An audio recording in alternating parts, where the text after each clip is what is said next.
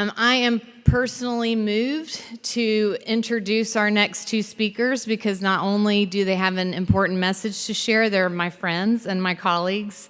Kevin Roberts and Taylor Freeman, both who work at Momentous Institute. Kevin is our music teacher, and you're going to fall in love with him, and after you do, go to our YouTube channel because there's several of his, what would you call them? Like, performance doesn't seem like a big enough word. Extravaganzas, thank you, much better. Truly, incredible talent, incredible heart for this work, incredible story to tell us today. And then Taylor Freeman leads our Huddle Up program, which is one of our teen intervention programs. And she too, her work is not online for you to view for obvious reasons, but she too has an incredible heart for this work and just speaks from such an authentic place, like we heard this morning, that space of we're all broken and it's the people who can sit together in that space that move things forward. Taylor's work reminds me of that. Will you help me welcome Kevin and Taylor?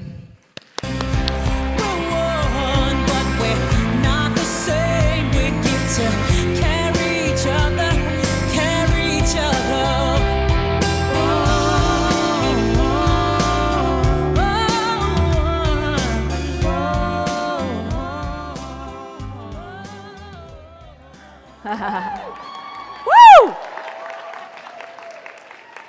Thank you so much, Michelle. The first thing I want to say is it is such a great honor and privilege to be here today, speaking to a room full of people who share the same kind of passion for the work that we do. So the first thing I want to say is thank you so much for being at the front lines for kids and families in whatever community that you come from. So thank you guys so much, first and foremost. As you see on the screen, what I'm going to be talking about today is safe relationships, and I think it's no mystery how important safe relationships are to the work that we do. And what I hope that you leave with today is not only how important safe relationships are, but an underlining value system and posture that will help you be able to enact these qualities much more easily that I found with my work with kids and families. Now, I by no means will say I'm an expert. These are just things that I've learned through my work with them. This is me leading one of our groups. As Michelle mentioned, I coordinate the Huddle Up program, which is for kids ages 10 to 14 and their families. And what's so cool about this program is it's experiential in nature, which means we get the kids moving, they're active, we integrate mindfulness, and many of the kids that we work with come from low SES and trauma backgrounds. There we go. This is me just on my knees handing out snacks. I wouldn't let them have a snack until they introduce themselves to me.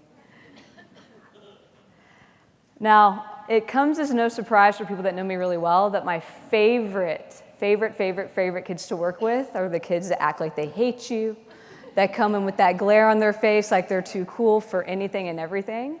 I actually think the words "I'm bored" have taken on a new meaning these days, because every time I hear a kid say "I'm bored," I'm like, what are you talking about? You're not bored at all right now. And it really comes as no surprise because if you'll take a look at the next slide, I think I was once one of those kids. This is my sweet brother. He's here in the room, so if you notice him later, you might want to give him a hug, because I'm sure he would hate to have this up here, but he's being brave too. I believe that these kids have the roughest exteriors because they have the most sensitive interiors. I believe that everything that we adopt as our way to cope with things happens from experiences in our lives that we learn how to survive, right? And so that's why I love working so much with adolescent populations.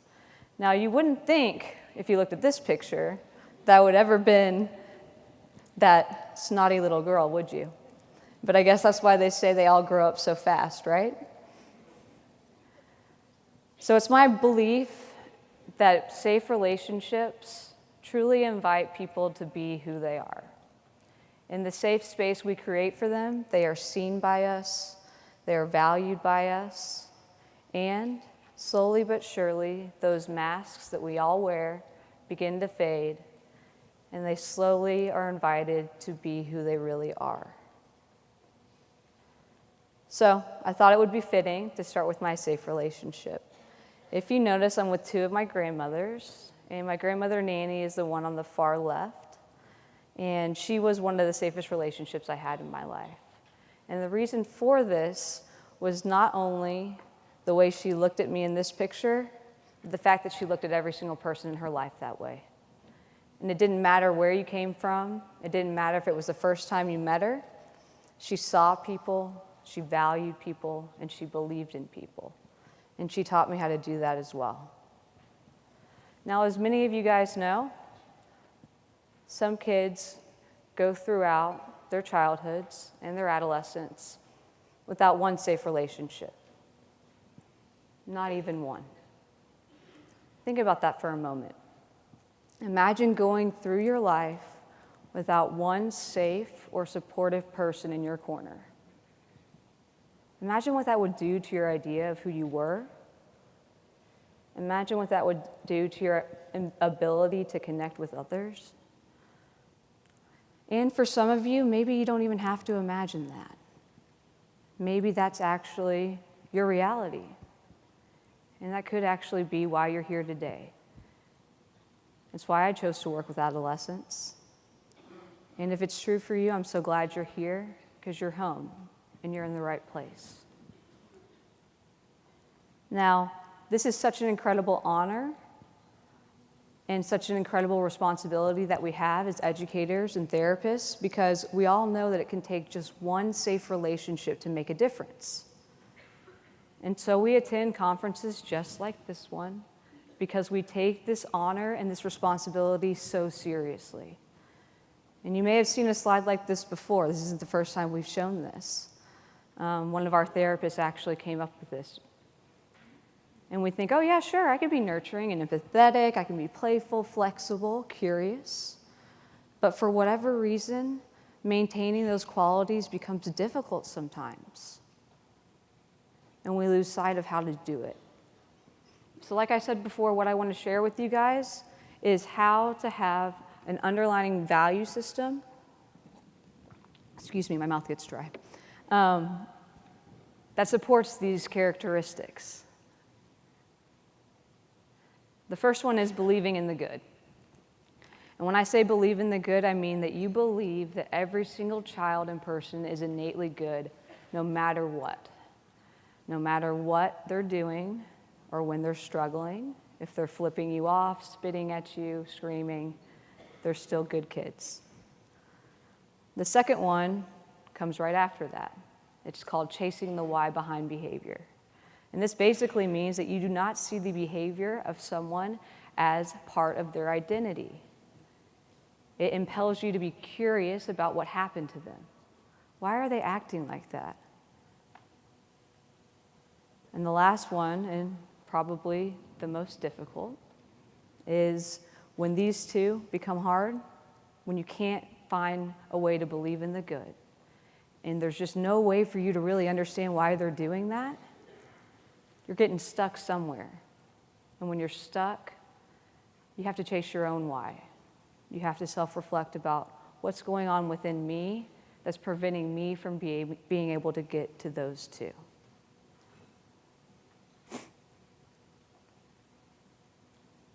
So believe in the good. Like I said before, there are no bad kids. Who believes that? Raise your hand. Yeah. But bad things can and do happen to them. And this may manifest in behaviors that they've learned from their environments as a way to survive it. I want to tell you a story about a kid that was in our Huddle Up program over the summer. Our summer program is a little bit more intensive. We meet 4 days a week.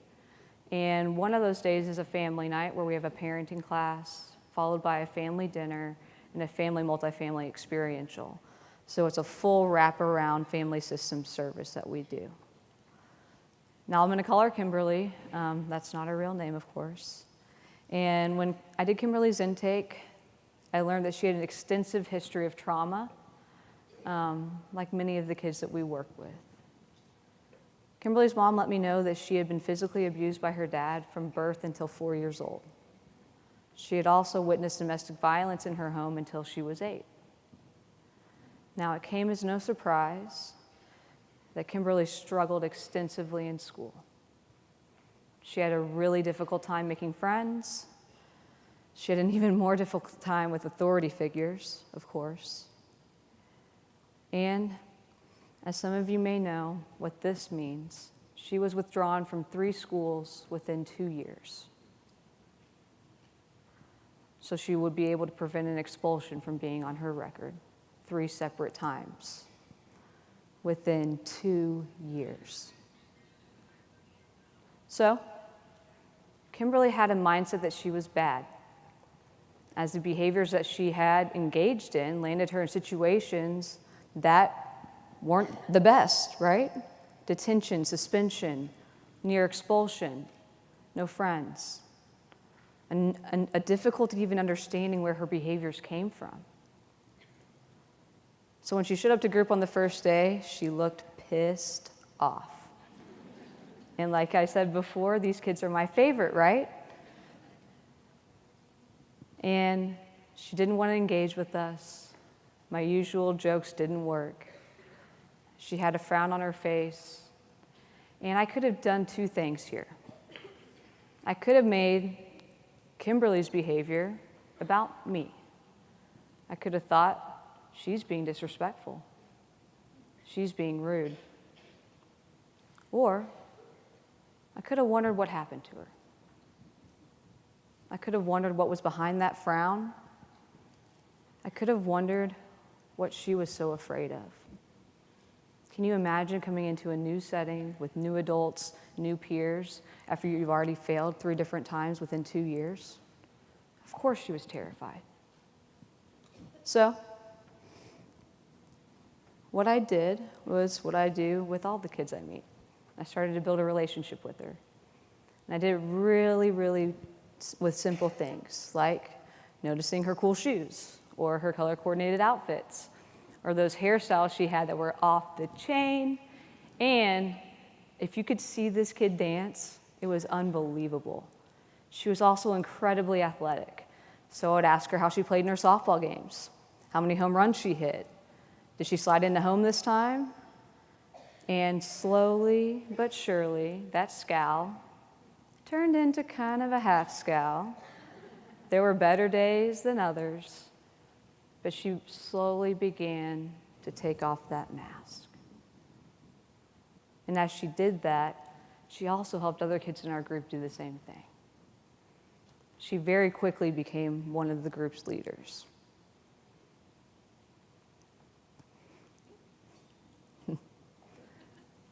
So we have one activity where we ask the kids to pick a figurine of something that represents them. It took her little time to decide that she was the Incredible Hulk. And it took her even less time, because she's so smart, to describe why she's the Incredible Hulk. She said, he's a normal person, but when he gets angry, he can't control himself. And then she said, that's just like me, because I'm a normal person, but when I get angry, I don't know how to stop myself. So in group, we came up with strategies to help her keep the Hulk at bay. And she integrated them. We would come up with a signal like the dab if she needed to take a break. And every single day I noticed her trying. Every single day I saw the good within her. Until one day, on a field trip that we took to the bowling alley, which doesn't sound very therapeutic, but imagine getting up there, being a very, very scared kid, and you're the only one at the lane and you have to throw the ball. Anxiety, right?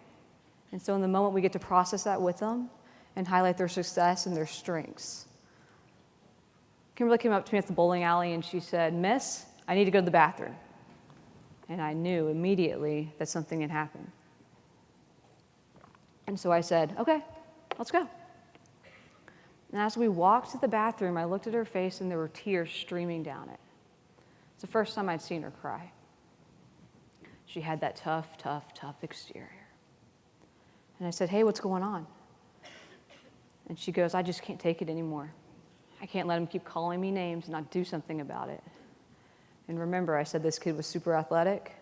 Before I could even respond, she was flying, sprinting straight at this young man that had just called her a name. Now, this was not the first time he had called her a name, but it certainly was the first time that she couldn't take it anymore. And by the time I was back by her side, she had shoved him straight to the ground. And then she stopped. As someone else helped him up and began to process with him what had happened, she walked over to me. I think she was the person in the most shock out of everybody. So what did I do? Well, I took a deep breath, first and foremost, and I just simply placed my hand on her back and said, "Are you okay?" Now, this sounds like a strange thing to say to someone who's just physically assaulted another kid, right? Or maybe to you it doesn't. For me, it doesn't. The reason why I said this was because she was terrified, because what she had just done was beginning to sink in, and because I knew that she had done the best she could with what she had. And for the first time, maybe in a very long time, maybe she didn't believe that she was bad. Now, that doesn't mean there wasn't consequences for her actions. Of course, there's always going to be consequences, right? Negative, positive behaviors, we always have a consequence for what we do. And in Kimberly's case, it was a natural consequence. She had to tell her mom what had happened, and she was terrified to do so. She didn't want to disappoint her again. But like I mentioned before, Kimberly's mom was also attending parenting classes and group therapy, and the way she responded was phenomenal. Because she had already seen the small changes her daughter was making, and she said, "Kimberly, I'm proud of you. I know you did the best you could. And I'm sorry you feel afraid to tell me these things because you think I'm angry, but really I'm just scared too." How often does it look like anger, but it's really fear? Her mom was able to admit that to her daughter that day, and it was a huge changing point in their relationship. Now, I tell you guys this story because it embodies exactly what I mean by believing in the good. Every child is good, but bad things can and do happen to them. We have to remember that. We have to remember they're doing the best they can. The next one is chase the why. And chasing the why and believing the good are actually a fantastic reciprocal process, because if you believe in the good, you're already depersonalizing the behavior from yourself, right? And then if you chase the why, it's like a one-way ticket to empathy. Because then you get to realize, okay, what happened to them? Why is this happening? It's not about me. And then you're there to support instead of judge, shame, or ridicule. I did this a little bit before when I talked about the way I responded to Kimberly on her first day, right? Is it disrespectful, or is it something else? What's the why behind the behavior? Sometimes chasing the why can be difficult. This picture may be hard for some of us to look at. But just like I said, I believe in the good. I believe that those two children that are pointing at this young man have absolutely the same need for help as he does. I believe that they're good too. I'm curious what happened to them. Are they living in poverty? Where did they learn this behavior? Did they experience it at home? But when we get caught up in believing in the good and we can't chase the why, we don't get to empathy that quickly. And there's a reason why we get stuck, and that's when we have to be self-reflective. We all have triggers, right? We all have these small things that might send us straight over the edge. And sometimes we don't even realize we're being triggered until it's too late. And then there's this uneasiness that sets in. It could be the first time you yelled at a kid, the First time you didn't respond in a way that you felt was therapeutic. Maybe you even started crying watching a little commercial about dogs. I don't know.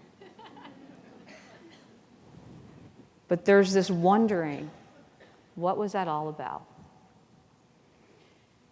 Now, I'm aware that I'm getting close on time, so I'm going to kind of speed through this a little bit because I want you guys to do one experiential with me. This will go. Here's Trey Boy again. And that's my grandmother and myself, and we're on a river somewhere in Colorado. I got triggered in graduate school. They asked us to bring in an item that represented the essence of our soul. And my first response was, what the heck is this lady talking about? What am I going to find that I can make up a story about it being the essence of my soul? But it actually was rather simple, because when I got home that night, I saw this picture that has been sitting on my bedside table in every single home I've lived in since I was a freshman in undergraduate school. I placed it there 6 months after she had passed away. And the reason why I did that is because Colorado is the place I feel the most at peace. And my grandmother represented everything that I believed in that was good. And I wanted it to always remind me of who I was and where I came from. So when I got to class that day, it was time for me to share. And you guys all know that feeling when your throat starts closing up, and then you're crying in front of everybody.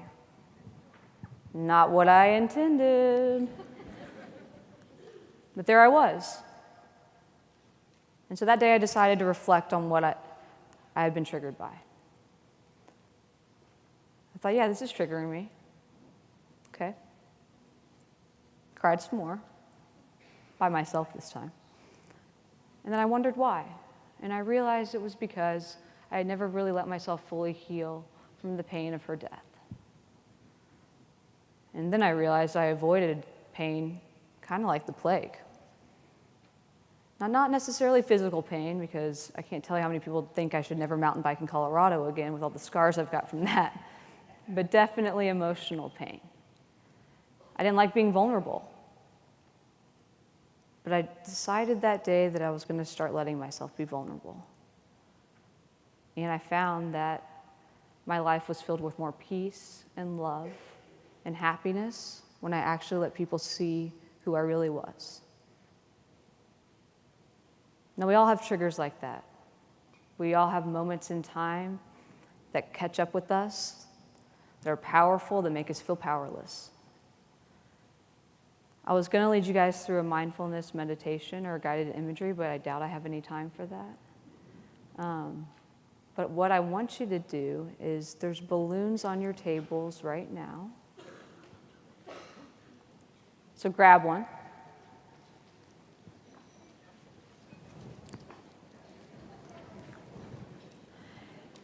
And some of you may have done this activity before. It's actually really great to do with kids.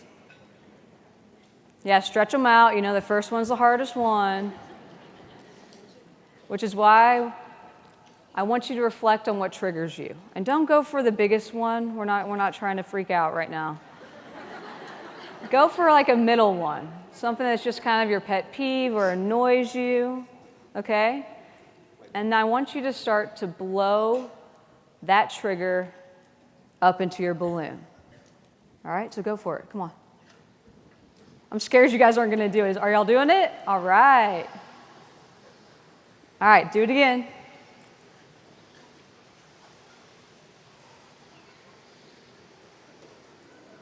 All right. So hold it. So, some of us right now may be getting triggered. Let me see, I raise the hands if you don't feel so safe right now. Okay? Why? Well, because we all know that scary crack and pop of a balloon popping when we don't expect it. Some of you guys might have even been triggered when I asked you to reach for that balloon. Some of you guys may have been like, what is she talking about? until I said, "Are you triggered?" So go ahead, let your air out. If you want to let it fly, that could be fun. Yeah. There they go.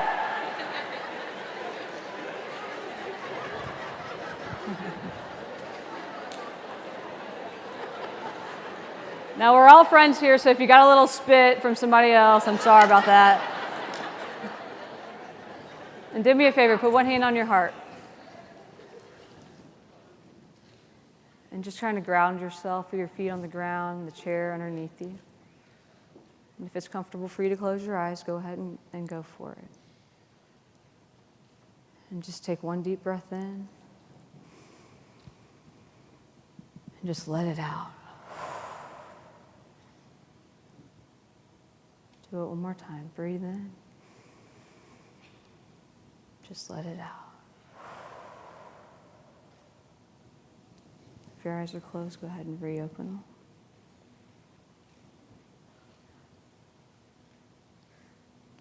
So no wonder our kids get triggered by us sometimes.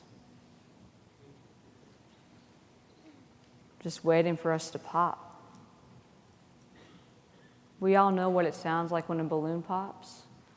Do you think these kids don't realize when you're about to pop? You may have a kid that can't sit still, just waiting for the pop. Or you've got the kid that's going to make you pop, because I'm going to control it when you pop. Or you've got the kid that's terrified, avoidant, won't make eye contact. Just waiting, hoping that you don't pop. So what would it be like if you just let those triggers go? What would you be like if you could just believe in the good all the time? If you could chase that why?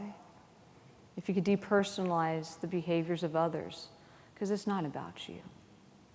The truth is, those are learned behaviors from experiences they've had in order to survive a life that you may not know anything about yet. Just let them go.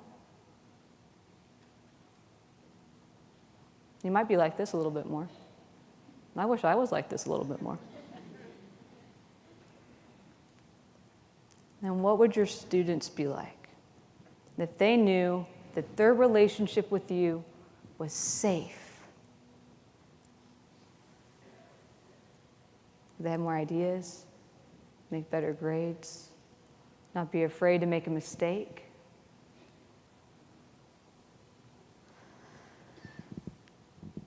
Oh, man. Even seeing this number makes my heart beat fast. Change is going to have to start with us. I was in a school in Dallas recently when I saw a wave of tiny little bodies being rushed into the school. And the teacher was screaming, 19, 19, 19. Do we have 19? 19. And I knew immediately something was terribly wrong.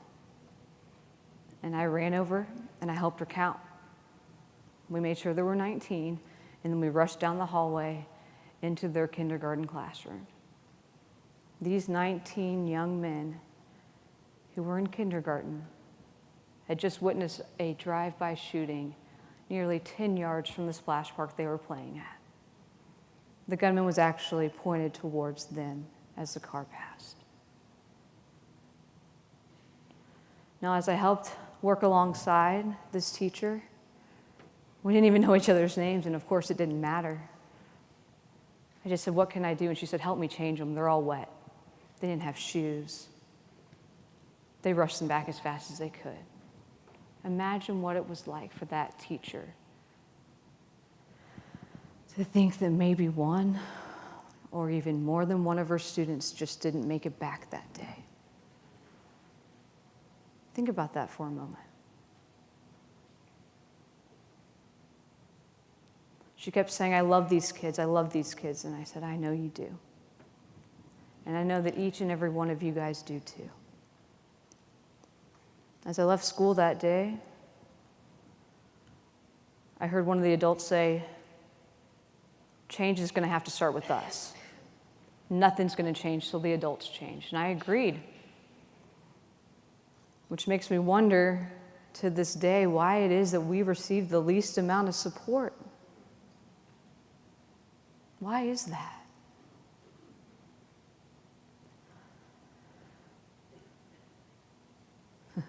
Which one of you are these? Now, somebody pointed out to me there's actually 3. That middle one,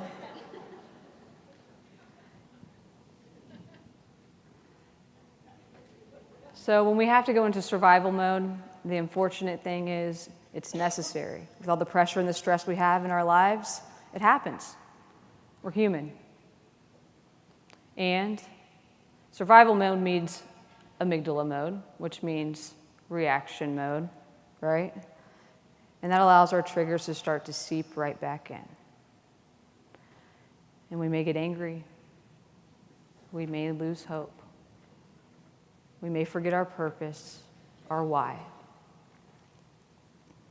I'm going to come back to this one, if you guys will let me. Oh, 0 minutes. This is the last thing then. But isn't he cute? That's Tucker. That was his first 14er in Colorado, Mount Quandary, if you guys have heard of it. So a couple years ago, we were asked to come up with our why statements for why we do the work we do. This one's mine. I do this work because it grounds me, gives me hope, and encourages me to grow. I do this work because we all deserve to be seen, heard, acknowledged, and valued. Brian talked about his why. And I really want to encourage you to rediscover yours. It doesn't have to be right now, but write this down. I do this work because. Invest in yourself. Figure this out. Reconnect with it. I want to close with a letter I received from sweet, sweet Kimberly at the end of the summer program. It says, "Dear Miss Taylor, I wrote this because summer is almost over and I didn't want to leave without saying thank you. And reason why is because you have helped me so much this summer and I learned a lot. I learned what a real friend is. She never had a real friend before. I learned how to respect other people and their feelings, how to control myself and my feelings, and how to get along with others. 3 withdrawals in 2 years. And you help my family so we can have a better relationship with each other. And when I am with you, I feel safe. Because I know you have my back, so thank you." She also said I'm the best. You see that? See you next summer, maybe. And you know what, Kimberly? I hope not, because I know you got this. But that's the word I want you guys to remember. She felt safe. And I know we all have stories like this one. And I'm sure I could learn so much from each and every one of you. And so do me a favor. When you come up with your why, will you tweet it to us or tag us? #ChangeTheOdds. Change is going to start with us, and we need to spread it around. We need to spread hope around this entire room. So believe in the good, chase the why, and always check yourself before you wreck yourself. Thank you.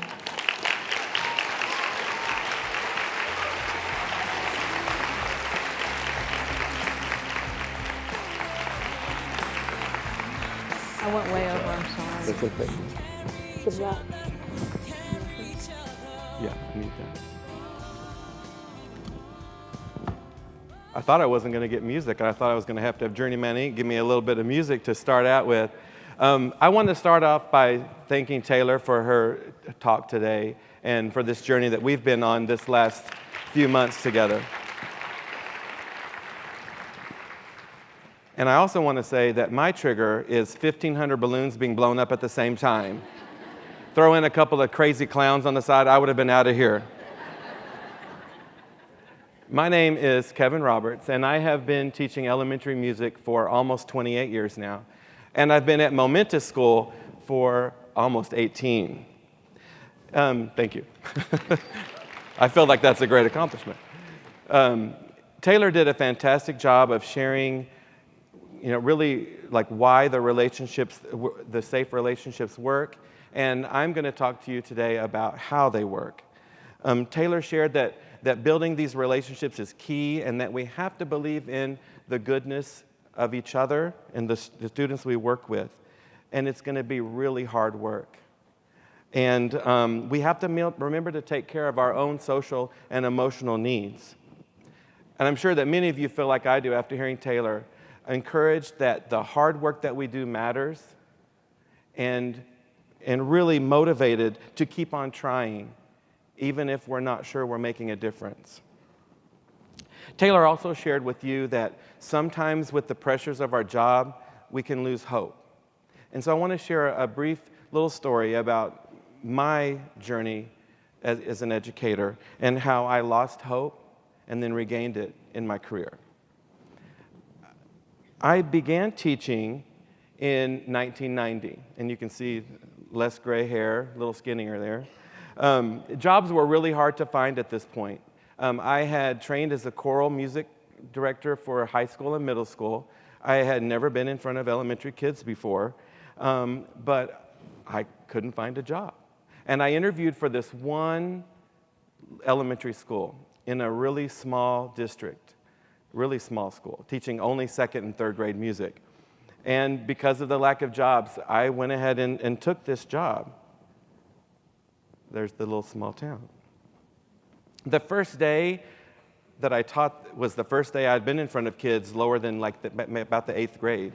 And I wasn't sure what I was going to do. I knew how to teach music, but what do I do with these kids as they came in? And so what I did was I started to talk to them and started to get to know them. I would wait in the lobby in the morning and I would greet the families and the children as they came in. I would get to know the community members. I didn't do this because I was told to do it. I just thought it was a good thing to do and the right thing to do. And that year, kind of by accident, I found my calling, what I was meant to do. Teaching elementary music was who I am. I taught in this small district for 9 years. I learned a lot about building safe relationships with kids, but I thought I need to do something else. I need to share my love of teaching with others, and so I took a job in a very large district with large classes. And on some days when the PE teacher and the art teacher decided not to come to school that day, this is what I would have. And we would be dancing and singing and doing the best we could. I didn't realize how much this job would challenge me. The district was large. It had a large population of students that came and went throughout the year.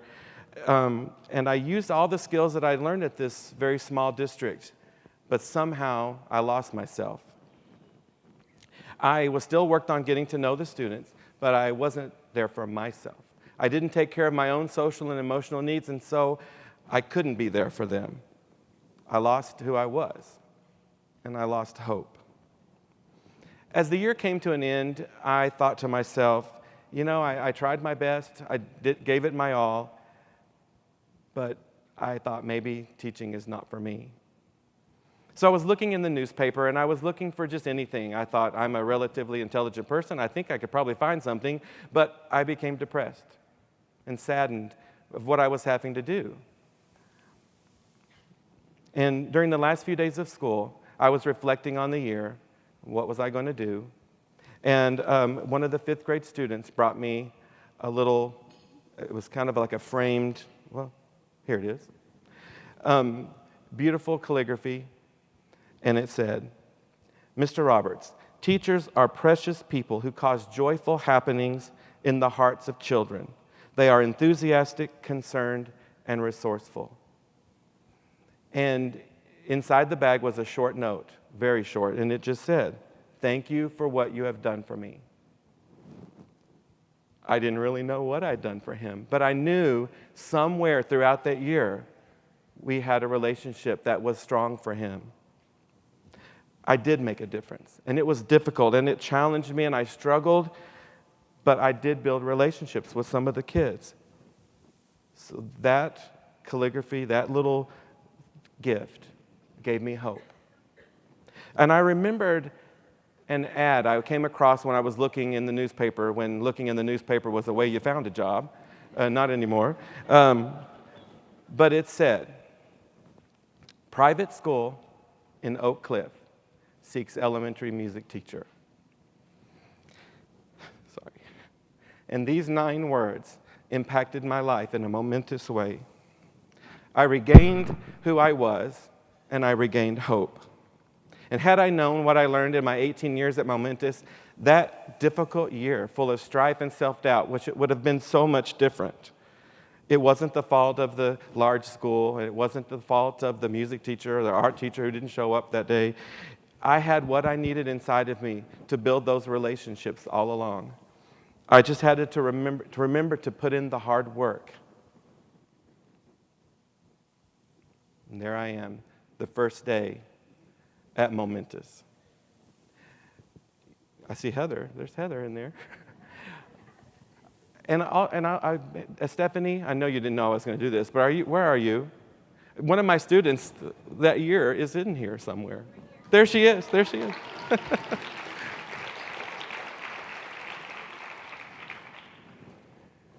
Taylor talked about why safe relationships matter in work, and I'm going to talk a little bit about how. We will look at how we create, foster, and maintain safe relationships with children.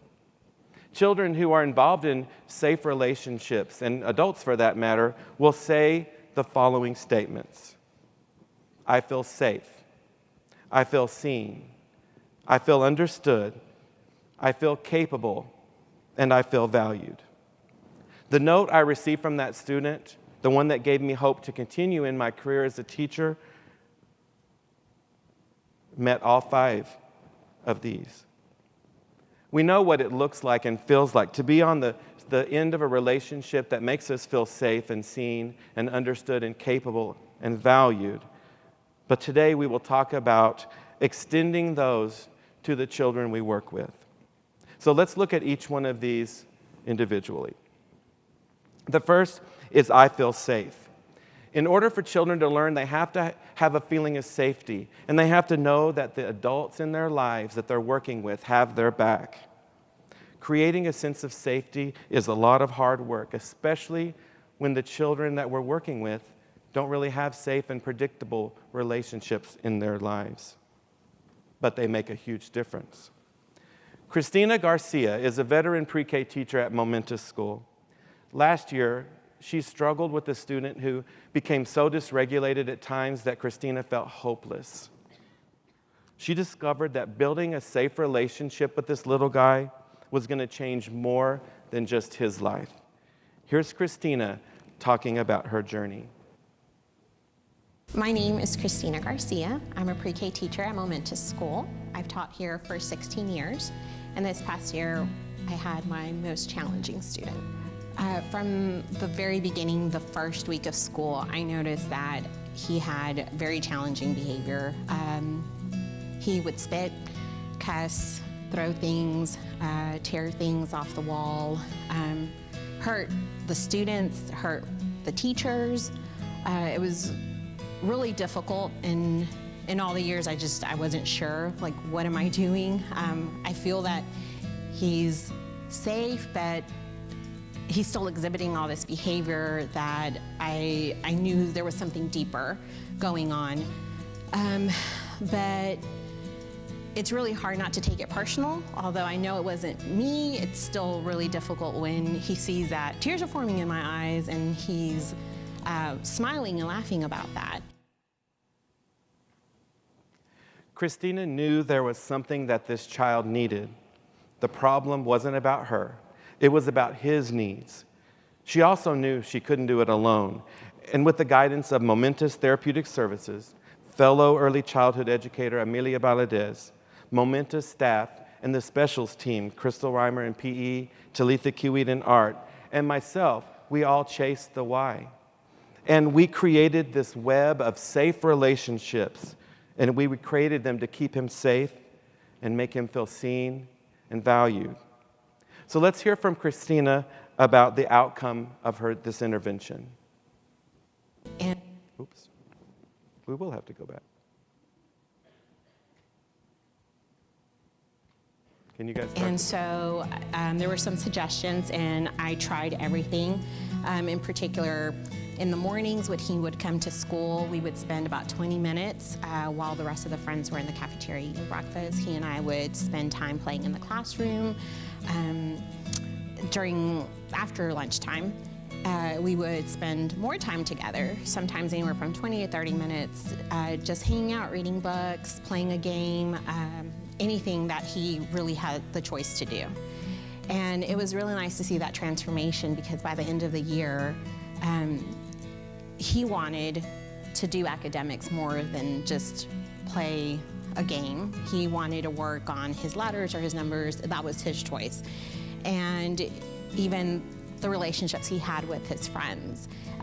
Kids missed him if he wasn't here. There's no magic wand that led to this outcome. It was a year of hard work, tears, frustration, failures, but we just kept trying. I was not gonna give up. I had a lot of hope that this was gonna work out. But there's no doubt about it, the relationship that we built was a cornerstone of every intervention.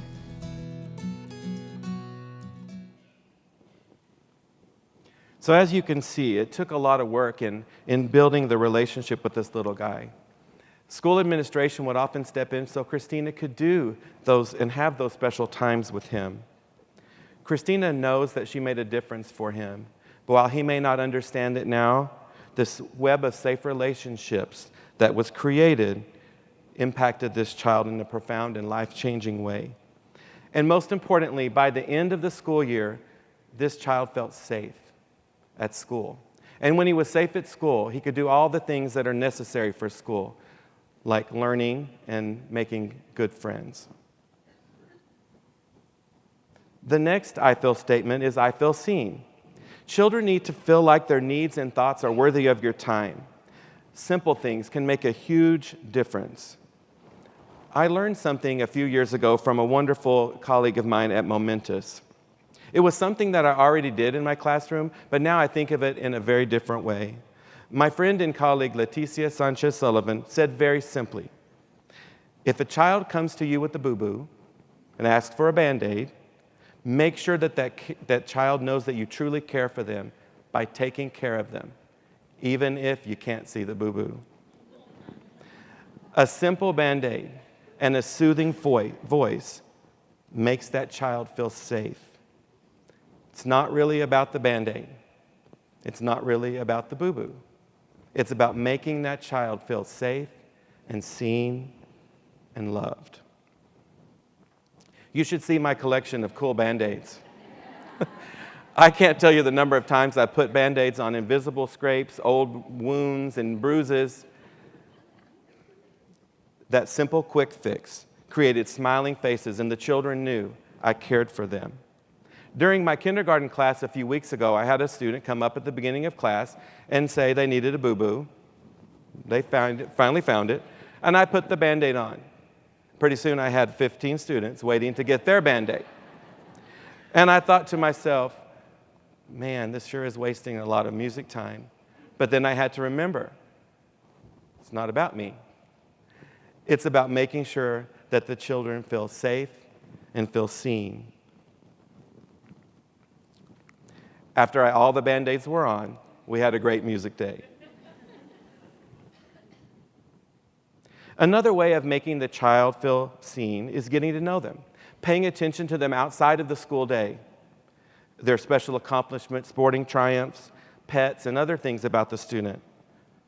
At Momentous School, before school even begins in August, we go on home visits. We visit all of the children in our school at their home. Now, this tradition is a favorite among the teachers, and it serves as introductions, but it's much more than that. It builds excitement for the school year, but it lays the foundation for those safe relationships. Jessica Johnson is in her first year at Momentous School. She teaches 3rd grade. In her video, Jessica talks about how impactful those home visits were for her this year. I'm Jessica Johnson, and I've been teaching for 2 years, and this is going to be my 3rd year. First year at the Momentous School, and we started the school year out by mailing letters to each of our students, just telling them a little bit about ourselves, letting them know that we were going to be coming to visit them at their homes. And what was really sweet was when I showed up to one of my students' homes, she had written a letter to me that sort of matched what I had written to her. So even before I met Alyssa, we had this little relationship, which was really special when I walked in the door. And it was so cute seeing the kids greet us all dressed up and proud to have us in their homes. So as a teacher, I do know that there are days where behavior is a challenge and kids are just having a bad day and they're dysregulated. And what's really nice is I have the child in context, so I can really personalize the child and depersonalize the behavior. So although it will be a lot of hard work maintaining those relationships throughout the year, I always have something to look back to from the very beginning with home visits. It's amazing to see how this special time with families and the children seems so simple. But as Jessica said, it's a perfect way to get insight into the family and the child. She is now more easily able to personalize the child, but depersonalize their behavior. I love that, don't you? Though you may not be able to see all of the students in your school, but something simple like a quick note before school begins or a note after a session, these small gestures make sure that that student's known that they are seen.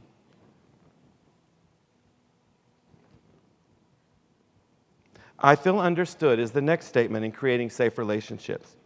We know that feeling seen is about acknowledging children and meeting their needs where they are.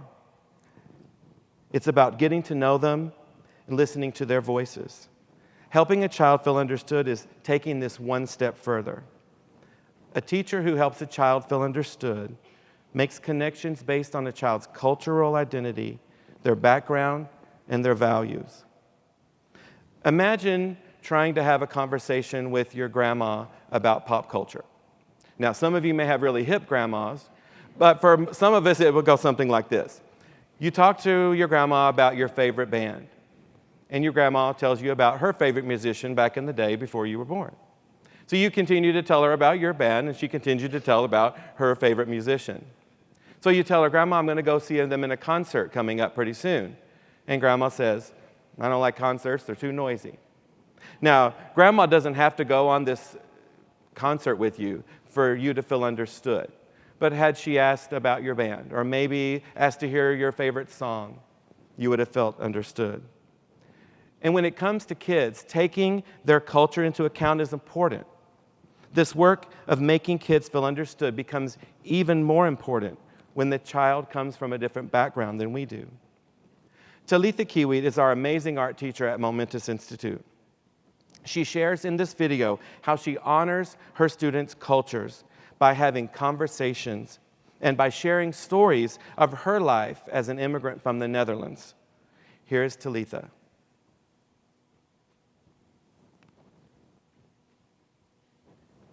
Here is Talitha. My name is Talitha Kiewit, and I'm the art teacher at the Momentous School. One of the things that I enjoy doing is talking to my kids, my students, about my personal experiences. They're often really surprised when they find out that English is my second language. I came to the United States as an immigrant from the Netherlands, and of course, telling them that leads to all kinds of adventures of exploring the map. And it also leads to some time where we talk about when I felt misunderstood because of my language, disabilities, and because of coming from a different culture to a new one. My favorite stories to tell our students are stories about when I got into trouble, because they love hearing about teachers getting into trouble.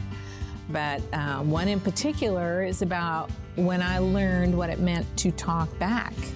It's a long story, but when I describe that story, the kids begin to understand that there is a special relationship that you have with adults, and that it can be fostered in respect, and that sometimes we have to explain things to each other to get a better understanding for how to interact. Building that sense of understanding by sharing your own personal stories is a perfect example of creating safe relationships. Find time to share stories. Listen and respond and ask questions when they share theirs with you. It will make a difference. The next I feel statement is I feel capable. Mariana joined Momentous School in first grade. And by the time she came to the school, most of the other students had already been together for 3 years. Mariana spoke only Spanish, and she didn't realize that the school would be taught in English. Imagine what that must have been like for her. Mariana entered my music class on her first day and was introduced to me by the teacher, and the teacher said, Mariana's mother says she loves music. And I looked at this eager little girl and her smiling face, and she said to me, I love dance. And she began to flail her arms and wiggle her body in front of the whole class. And I thought to myself, man, this girl is going to be a star in one of my musicals. I couldn't wait to put her as a main character. And with her hard work, the next year in second grade, I did just that. I often choose students who wouldn't normally be chosen for main character roles. I just set high expectations for them and tell them they can do it. I typically choose musicals that are above my level, the children's level in school. They don't know this. They just hear me encourage them to do their best. Failure is not something that we really want to happen, but it's okay. I instill in my students that failure is simply opportunity to grow. We can feel capable even when we make mistakes. Mariana is now in 5th grade at Momentous, and I will now show her video where she shares with you how she felt when she first came to the school and how she felt when she got that first main character role. Hi, my name is Mariana Rodriguez, and I'm in the 5th grade. When I came to my school in 1st grade, I was very nervous. I was very confident, and I was already fitting in, but then I felt like I was fitting in more because we were doing a play which is called Rats, and I got to be a main character. I was proud of myself. I felt very nervous, but when the big time came, I felt like I made Mr. Roberts proud because he believed in me. And she did make me proud, and I did believe in her. And even though she felt nervous, she knew she could do it. I made sure of that. She knew that I would support her and guide her. She definitely felt capable. The final I feel statement is, I feel valued. A child in our care must feel that their voice is heard, accepted, and honored. And sometimes we search and search for that thing, that special thing to serve as a foundation for that safe relationship. And sometimes it's as simple as a child feeling valued. Take time to sit with them and get to know them and listen to them. I had a student who had some behavioral issues in school, and I tried to connect with him. I tried to find that thing that would be my in with him. He started at Momentous School in the 3rd grade, and I worked, and finally, at the beginning of 5th grade, he told me, I'm taking piano lessons. That was it. I began speaking to him daily about his lessons and songs he was playing, what his teacher was having him do, and when he felt comfortable and confident, I had him play his songs for the class. He excelled in 5th grade music. And I was floored on graduation night when he came up to me and gave me a huge hug and a little bag and a little letter. Inside the bag was a porcelain English bulldog. I have an English bulldog. And in my conversations with him, and I must have shared this with him, so you see that safe relationship was working because not only was I listening to him, he was listening to me. His thoughtful handwritten note said, Dear Mr. Roberts, I am really going to miss you during summer. Me and my siblings are really going to appreciate you during the summer. I am going to miss when me and you would talk about the piano. Thank you for being a good teacher to me for 3 years now. I'm going to miss you, Mr. Roberts. You will always be reminded in my heart. Sincerely, Jotham and my siblings. We all get letters like this. It's not uncommon. But these little gems, not germs, gems, serve as proof that strong and safe relationships, we nurture and we treasure them. They are the stories we will remember and share for the rest of our lives. The notes from kids like what Taylor received and what I received and what we all receive, we tuck them away. They are a reminder that safe relationships work and that they take work. When we put in the effort to form safe relationships with kids, we are giving them hope and we are changing the odds. Some of what Taylor said today resounded with me so much. I wish someone had told me 28 years ago, it's not about you. It's about the child's unmet need. I can think of so many times when I took behavior personally and I responded in a way that made it about me instead of about the child. Throughout my career, I've worked really hard to build safe relationships with my students. It's one of the things that I'm most proud of. And now I have a framework for thinking. Do my students feel safe? Do my students feel seen and understood? Do they feel capable? And do they feel valued? With these 5 questions, I can look at each student and the interactions I have and see if I'm meeting their needs to form a safe relationship. I hope that these 5 questions can guide you in your interactions as well. You see, it's as long as you believe in the good and chase the why, take care of your own social and emotional needs, and work on building those strong and safe relationships, you will make a difference. Thank you.